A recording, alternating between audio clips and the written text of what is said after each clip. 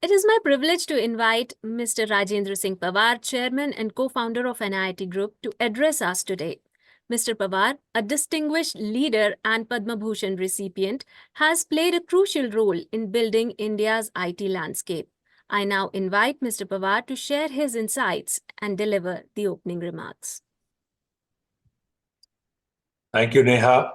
And once again, a very hearty welcome to all our young EdTech startup founders, co-founders, team members. I eagerly look forward to this event because it gives me a chance to remember our younger days and, of course, to be inspired by the level of energy that we see happening in this space. So, since we last met, the world has changed in many fundamental ways.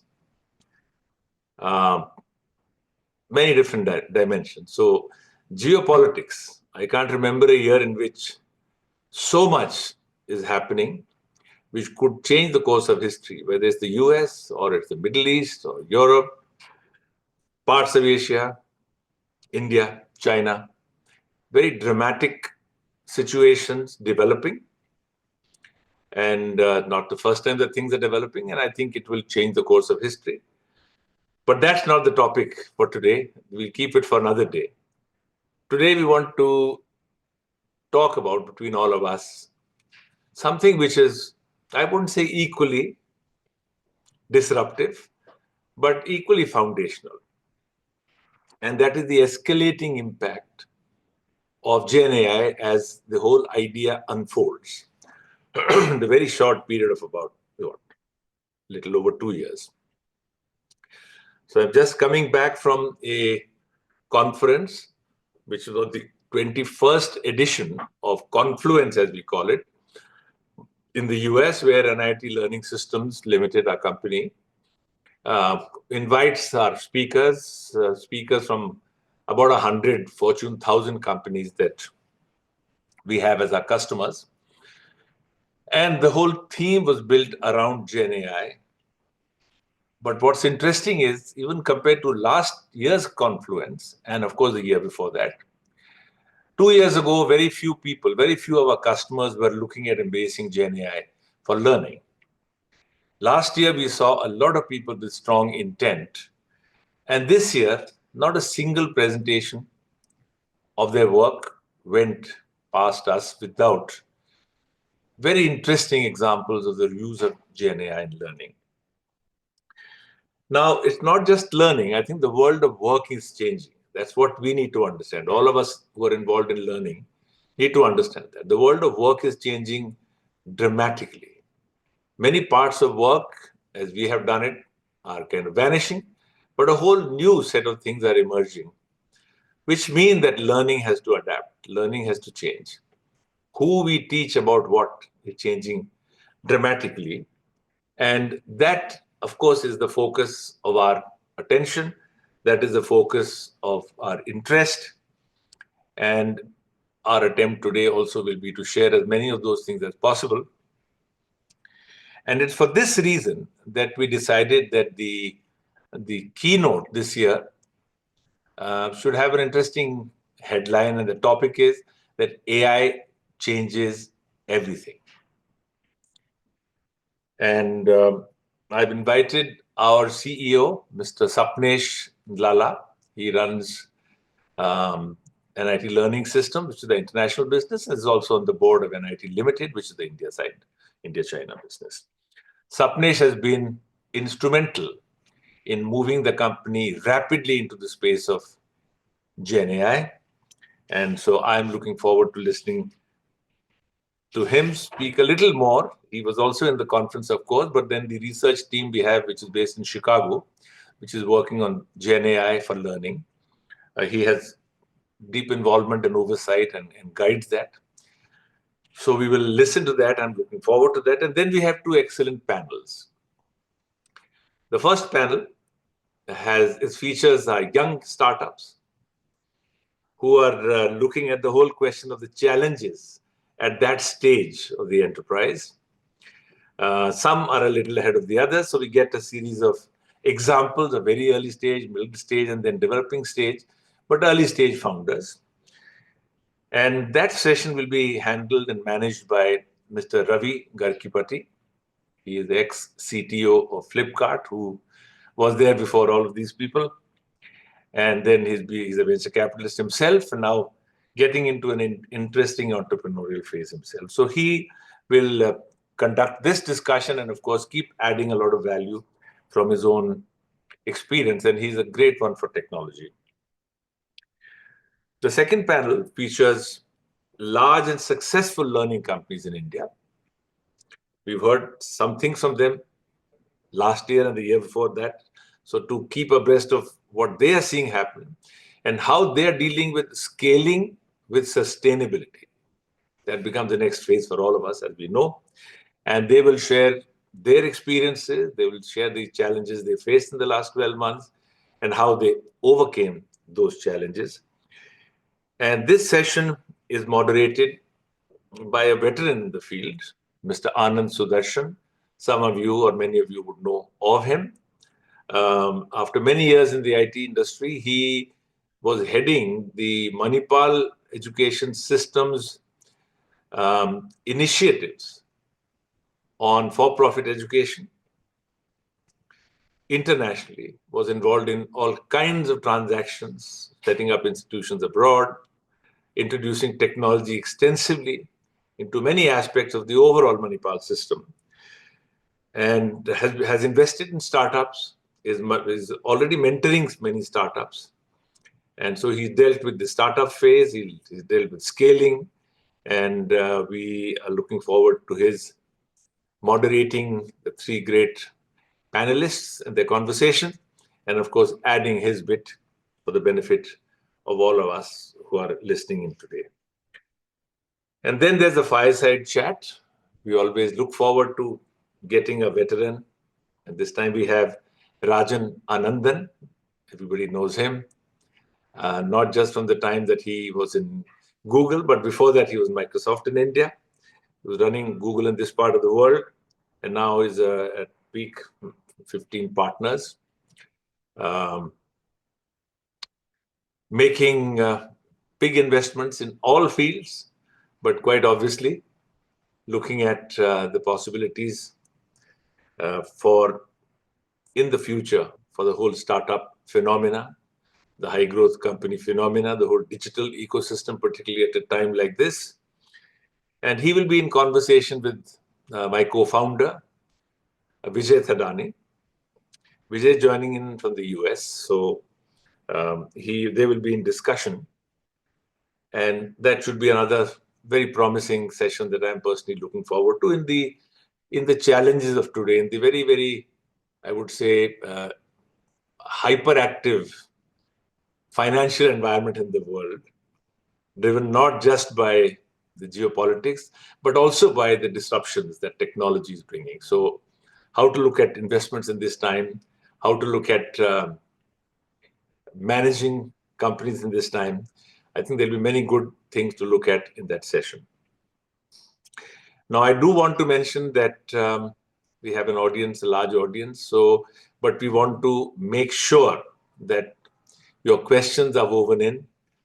So be as active as you can on putting your questions into the chat box, and then the moderators and the speakers will try and respond to them as they come. So that's the format. And then, of course, in the end, we'll have Professor Gopalan, who's our host, the Vice Chancellor at the university. And he did make a mention of the growth camp, but we'll have him conclude the session by talking about the growth camp. Just a few views from my side on what I saw at this recent customer conference, Confluence of NIIT.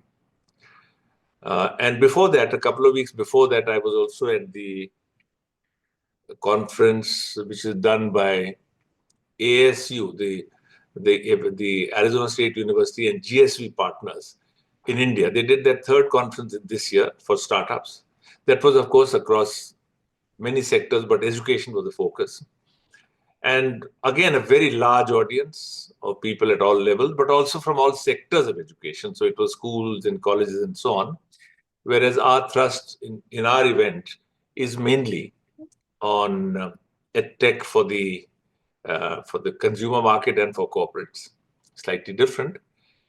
But there too we saw, and I was quite impressed to see the continuing interest in this sector, in spite of the many challenges the sector has had over the last few years post the COVID spurt, but a lot more interest, reasonable amount in Gen AI, but I think also in different aspects of how learning through technology is becoming more and more pervasive, how it's spreading into the whole supply chain of learning, and the interest of a lot of bright young people to look at this space in spite of the challenges it has had.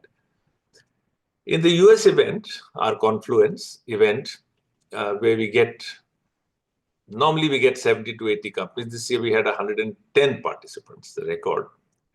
And they come from the Fortune 1000, from the banking sector, the insurance sector, the pharma sector, the manufacturing, of course, oil and gas.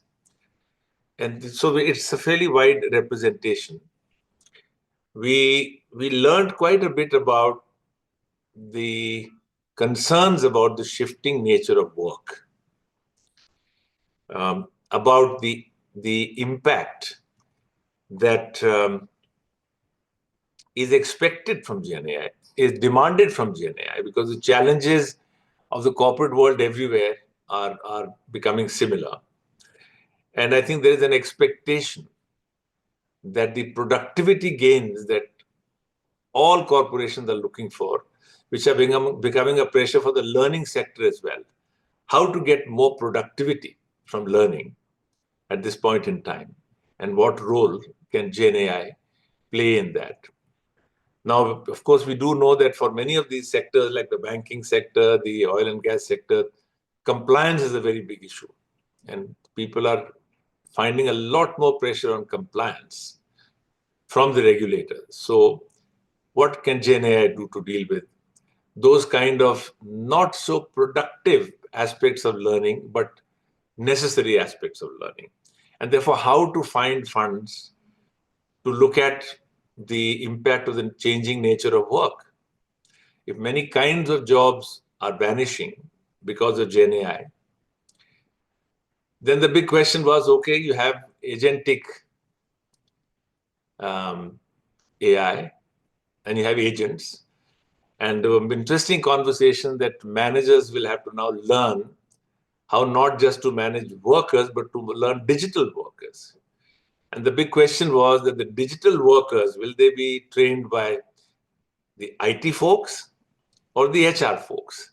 So many interesting perspectives emerging, but good discussions on changing nature of work, some work shrinking, some new things coming up. And there was a range of emotions. There were the pragmatists, or let's say, the more optimistic people who said that this is not the first time technology is changing things, and some new things will show up. And everybody talks about the example of from horseback to motors and so on and so forth. And then there were people who were being a little more concerned, not just with the extent of change, but rather the pace of change. The concern was whether we can adjust fast enough to create jobs in this environment. So all of these are issues, I'm sure, which are on the minds of our startups today. And if not, they should be, because we can't now take for granted that here is a need which we saw last year, and how do we respond to that need? The needs are changing. The landscape is changing. With geopolitics, many other things will change. We will have many kind of pressures on companies, on their cost structure. They'll have many opportunities. So I think the demands of learning are also going to change quite significantly. And many of our startups, of course, many are not looking at schools and such things because we don't study that. Those are more stable areas. But we look at the corporate world, we look at industry, we look at working professionals. I think there's a big wind of change there, and all of us are finding that those are issues that we need to factor in far more actively. There was a very stunning example of a project that our people are doing, our researchers are doing, with the school system in the US, and this is the backward districts. And that was about how to write better. Now, I would have thought that, well, GenAI can write for us. But the writing revolution, as it's called, it actually talks about saying that if we can't teach our people to write well, then they will not read well. And if they don't read well, they will not think well.